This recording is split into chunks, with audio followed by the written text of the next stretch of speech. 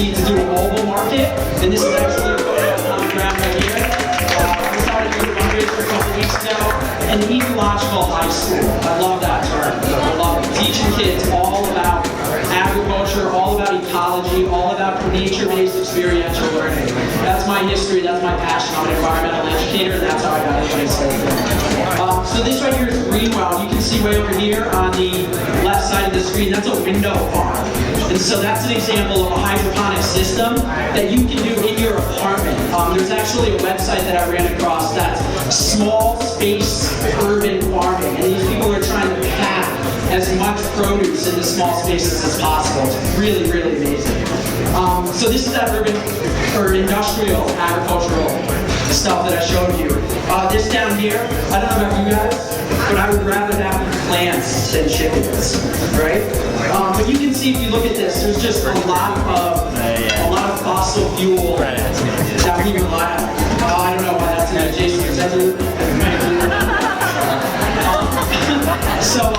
So our industrial food system is very fossil fuel based, and the local food movement is trying to move away from that model.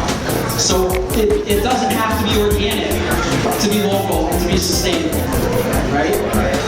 So this, I just wanted to illustrate this. So this is a prison meal on the left. This is a school meal on the right. And this is why we need to change some of this system. Look at the price. $2.62 for the prison meal, $2.68 for the school meal for one lunch, right? So that's basically what they're selling and buying this stuff on. This is what we're feeding our kids. It's completely ridiculous. So this is New Haven Farms. This is one of our plots. This is our tomato garden. It's our hoop house. We have mainly tomatoes in there. One of the beautiful things that I love about working with New Haven Farms is the community outreach, the community development aspect that we have. Farming and gardening is such a way, both metaphorically and not, to connect people, to root people into community and into the land, right? We're possibly going to be, this is one of our other plots here, Mark and James, we're possibly going to be working with Iris, which is a refugee resettlement.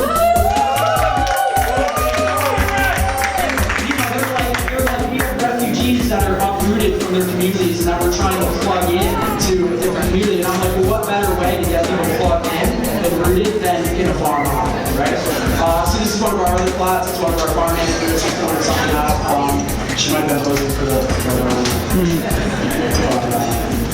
New Haven Farms comes out of the Fairhaven Community Health Clinic, so we're serving disadvantaged populations. This is one of our pickups. But, you know, again, just such rich community and interactions that you see. As soon as you get more than two people on a garden plot, they're talking. Their fingers are in the dirt, they're talking. So we serve diabetes prevention program coming out of the Fairhaven Health Clinic. This is, we're developing a lot of Phoenix Press right under the this is an organization that we work with called the Global Health Corps, and this is really cool because they approached us, they do their training, their global training at Yale. They place fellows internationally, and they bring people here to do their training. So they contacted us last year, and we are just realizing that we have similar missions, that it's both health-related and agriculture. So one of the cool things that we're going to be doing, hopefully, is developing a sister farm partnership with some farms in Ghana, right? And like, super cool. Will Allen is arguably the godfather of the modern urban agricultural movement. He's coming to the New Haven Land Trust 30th anniversary dinner, October 12th. Yeah! So hopefully you guys come to that. This is the book that he wrote. And this man has an organization called Growing Power outside of Chicago. They're developing vertical farms that I'll talk about in a minute. This is my pet project. I'm trying to get an indoor farm going.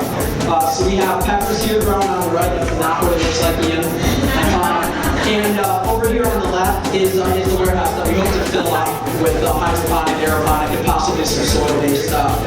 Get composting going, get some solar integration into that, make it a closed-loop system. So this is both the past and the future. You can see there the first urban farm, the first vertical farm that you started to Babylon. And this is a rendering from a fellow Dixon Despommier, which is the godfather of vertical farming.